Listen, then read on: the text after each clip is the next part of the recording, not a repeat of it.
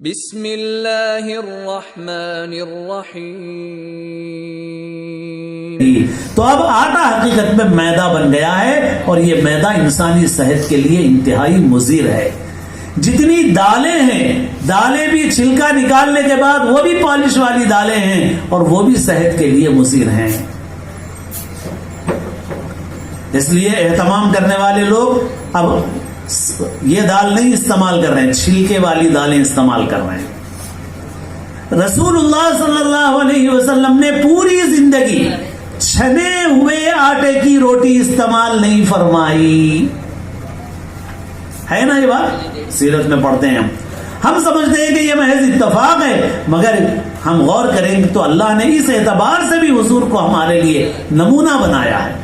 مولانا طارق جمیل صاحب بھی اپنے بعض بیانات میں کہتے ہیں کہ جب تک بیکریاں آباد ہیں اس وقت تک دواخانے آباد ہیں۔ ایک جگہ کہا کہ ہم ایک جگہ گئے، ایک ساتھی کو ہارٹ اٹیک ہوا اور اس ملک میں دیکھا گیا تو ایک بھی دواخانہ نہیں ہے جو دل کی بیماریوں کا دواخانہ ہو۔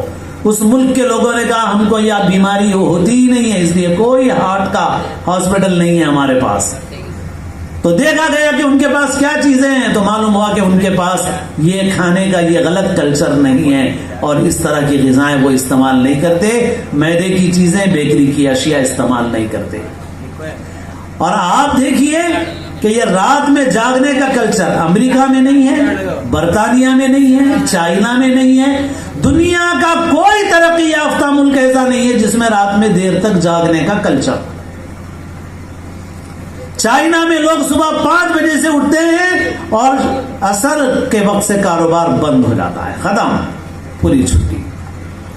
دنیا کا کوئی ترقی یافتہ ملک نہیں ہے۔ آخر کیا ہو گیا کہ جس نبی نے، آپ حضور کی سنتیں پڑھیں گے سونے کی، تو سونے کی سنتوں میں سب سے پہلی سنت ہے رات میں جلدی سونے کی فکر کرنا۔ افسوس یہ ہے کہ آج وہ امت آج رات میں دیر تک جاگنے والی بن گئی، اور صرف عرب ملکوں میں نہیں ہے۔ آپ اپنی بستی کی حفاظت کیجئے، آنے مت دیجئے۔ ہمارے حیدرآباد میں پولیس کو مہم چلانا پڑتا ہے، مسلمان نوجوان بچوں کو چبوتروں پر بیٹھے ہوئے رہتے ہیں تو پولیس چبوترا مہم چلاتی ہے۔ غیر مسلموں کی آبادیاں جلدی سو جاتی ہیں اور مسلمان دیر سے سوتے ہیں اور دیر سے اٹھتے ہیں۔ اور یہ صرف ایک جگہ نہیں ہے، کم و بیش اور جگہوں پر بھی ہے۔ دہلی میں، مغربی یو پی میں، وہاں کے بعض بڑے علماء کے سامنے میں نے یہ باتیں عرض کی، انہوں نے کہا افسوس یہ ہے کہ اب ہمارے پاس بھی یہی صورتحال ہو رہی ہے، غیر مسلموں کے ہوٹل جلدی بند ہو جاتے ہیں اور مسلمانوں کے ہوٹلوں پر رات دیر گئے تک بھیڑ رہتی ہے۔ تو ایک تو رات میں دیر سے کھانا اور غلط قسم کی غذائیں استعمال کرنا، اور اس کے ساتھ کول ڈرنکس ہیں، پیپسی، کوک۔ رمضان میں اشتہار لگتے ہیں ایک پلیٹ حلیم کے ساتھ ایک پیپسی فری، تو میں کہتا ہوں اس کا مطلب یہ ہے ایک پلیٹ حلیم کے ساتھ ایک زہر کا پیالہ فری، اور 1% بھی فائدے کا عنصر نہیں ہے اس کے اندر۔ اور اس قسم کے جتنے ڈرنکس ہیں وہ صحت کے لیے انتہائی مضر ہیں، اچھی طرح سمجھ لیجیے آپ، اور دوائیں اس کا علاج نہیں ہیں۔ اور میں اپنے شہر میں اس پر مستقل گفتگو کرتا ہوں، اس وجہ سے کہ میرے شہر کی خود یہ صورتحال ہے کہ وہاں یہ مرض تیزی سے بڑھ رہا ہے اور پھر اس کا شکار مسلمان زیادہ ہیں۔ یہاں پر بھی اپنی فکر کیجئے اور اپنی غذاؤں کو درست کیجئے۔ اس سلسلے میں مزید شعور کو بیدار کرنے کی ضرورت ہے اور واقفیت حاصل کرنے کی ضرورت ہے۔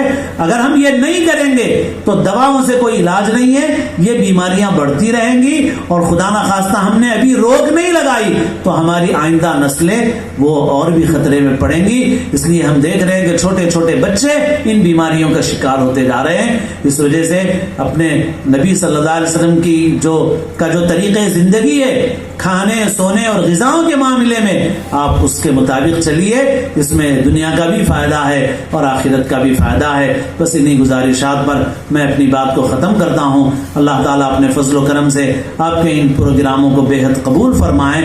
اللہ تعالیٰ ہم سب کو توفیق عمل نصیب فرمائے۔ وآخر دعوانا ان الحمدللہ رب العالمین۔ مولانا درخواست ہے کہ دعا کریں۔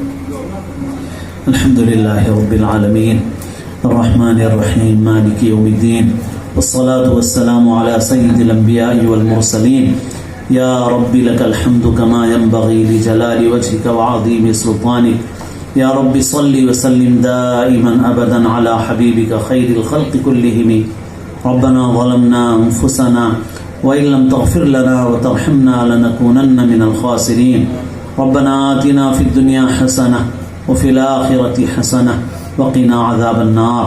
اے اللہ اپنے فضل سے اپنے کرم سے ہماری اور ہر مومن کی مغفرت فرما دیجیے. اے اللہ ہماری اور ہر مومن کی تمام جائز حاجات اور مقاصد کو پورا فرمائیے. اے اللہ سنت کی محبت سنت کا عشق ہمارے اور ہر مومن کے دل میں پیدا فرمائیے. مساجد کی مدارس کی مراکز دینیہ کی حفاظت فرمائیے. تمام دنیا کے مسلمانوں کے ایمان کی جان و مال کی عزت و آبرو کی حفاظت فرمائیے. اے اللہ ہمارے بیماروں کو صحت کاملہ عاجلہ مستمرہ عطا فرمائیے. پریشان حالوں کی پریشانیوں کو دور فرمائیے. مقروضوں کے قرضوں کی ادائیگی کے غیب سے اسباب پیدا فرمائیے. بے روزگاروں کو حلال روزگار نصیب فرمائیے. بے نکاحوں کو مناسب رشتے عطا فرمائیے اور سادگی کے ساتھ شریعت کے احکام کے مطابق نکاح کرنے کی توفیق نصیب فرمائیے. اے اللہ ہر خیر نصیب فرمائیے. ہر شر سے ہماری حفاظت فرمائیے. ہم سب کو اپنے اپنے وقت پر کامل ایمان پر خاتمہ نصیب فرمائیے. ربنا تقبل منا انك انت السميع العليم وتب علينا انك انت التواب الرحيم. يا رب صل وسلم دائما ابدا على حبيبك خير الخلق كلهم. جزا الله عنا سيدنا ومولانا محمدا ما هو أهله صلى الله عليه وسلم. سبحان ربك رب العزة عما يصفون وسلام على المرسلين والحمد لله رب العالمين.